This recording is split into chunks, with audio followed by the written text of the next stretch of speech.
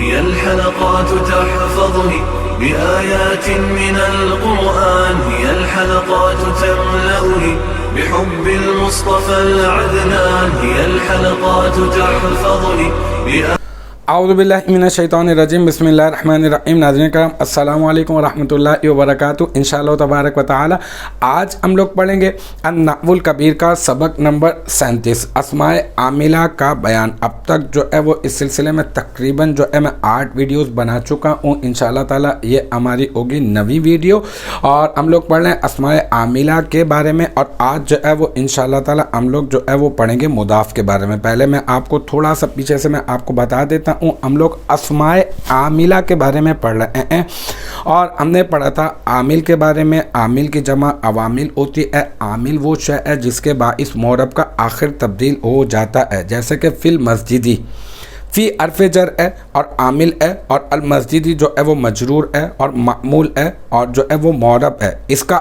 آخر جو ہے وہ تبدیل کیا فی نے، تو معرب کا آخر تبدیل کر دیا عامل نے، تو لہذا عامل یہ ہوتا ہے جو فی ہے، ٹھیک ہے۔ اس نے حرف جر دے دیا، حالت جری میں کر دیا، مجرور کر دیا اس کو۔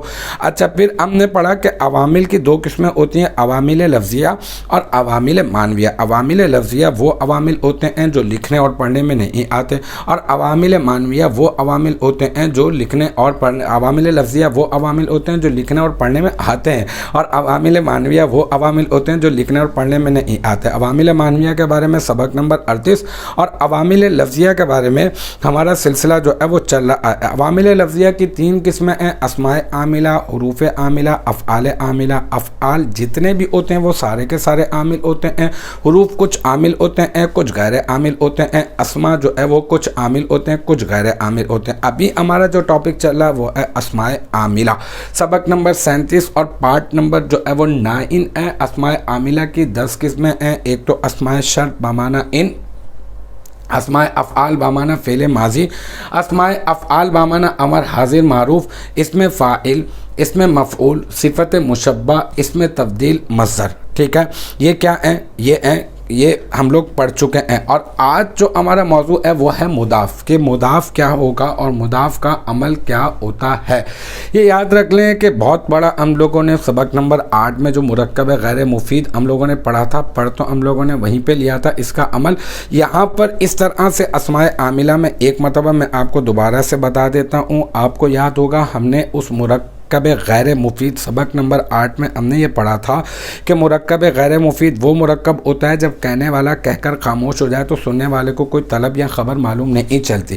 مرکب غیر مفید کی 4 قسمیں ہوتی ہیں، ایک مرکب اضافی، ایک مرکب توصیفی، ایک مرکب بنائی، ایک مرکب منع صرف۔ ابھی ہم مرکب اضافی کی بات کریں گے کیونکہ اس سے متعلق جو ہے وہ مرکب اضافی ہے۔ مرکب اضافی کے بارے میں اگر ہم بات کریں تو مرکب اضافی جو ہے وہ مرکب ہوتا ہے جس میں ایک جز کو دوسرے جز کی طرف نسبت دی جاتی ہے، اور جس کو نسبت دی جاتی ہے وہ ہوتا ہے مضاف، اور جس کی طرف نسبت دی جاتی ہے اس کو مضاف الیہ کہتے ہیں۔ تو مرکب اضافی کے کتنے جز ہوتے ہیں؟ 2 جز ہوتے ہیں، ایک مضاف اور ایک مضاف الیہ۔ مضاف جو ہے وہ مطلب یہ ساری اضافی باتیں صرف نقشہ کھینچنے کے لیے میں آپ کو پورا کا پورا میں آپ کو بتا رہا ہوں، کہ جو پچھلا ہم لوگوں نے پڑھا تھا کام کی جو بات ہے وہ میں ابھی آپ کو یہاں پوائنٹ آؤٹ کر دوں گا۔ مضاف جو ہے وہ اس پر کبھی بھی تنوین نہیں آتی، اور مضاف الیہ ہمیشہ مجرور ہوتا ہے۔ اس کی مرکب کی پہچان یہ ہوتی ہے کہ پہلا نکرہ ہوتا ہے عموماً، دوسرا معرفہ ہوتا ہے، ٹھیک ہے۔ اچھا، ترجمہ کرتے وقت جو ہے وہ کا، کی، کے یا راریرے کا اضافہ ہوتا ہے، اور دوسرے والے جز سے ترجمہ کرتے ہیں، جیسے غلام زیدن۔ تو المختصر ہمیں یہ معلوم چلا کہ مضاف الیہ وہ ہوتا ہے جس کی طرف کسی اسم کی نسبت کی جاتی ہے۔ بس یہاں پر بھی دیکھ لیں، اسی کی تعریف یہی لکھی ہوئی ہے کہ وہ کلمہ جو کسی دوسرے کلمے کی طرف اس طرح منسوب ہو، اس طرح اس کی نسبت کی جائے کہ سننے والے کو کوئی طلب یا خبر جو ہے وہ معلوم نہ چلے، تو یہ اپنے جو ہے نا یہ جو مضاف ہوتا ہے نا، مضاف، اس کا عمل پڑھنا ہے نا تو مضاف کی تعریف یہ ہے.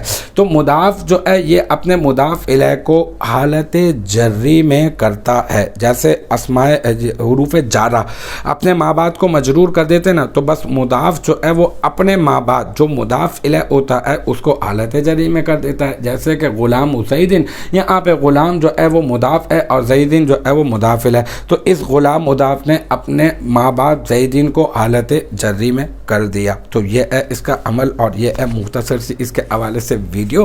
اور یہ ہے کہ الحمدللہ ہماری تقریباً پارٹ 9 ہوگا. ایک اور عامل ہے انشاءاللہ تعالی اسمائے عاملہ میں، انشاءاللہ تعالی اگلی ویڈیو میں ہم لوگ جو ہے وہ اس کے بارے میں پڑھیں گے. تو مجھے امید ہے کہ یہاں تک کی جو بات ہے وہ آپ کی سمجھ میں آ گئی ہوگی. انشاءاللہ تبارک و تعالی نیکسٹ ٹائم اگلی ویڈیو اگلی کلاس کے ساتھ ملاقات ہوگی. جب تک آپ اپنا بہت خیال رکھیے گا. وآخر دعوانا ان الحمدللہ رب العالمین.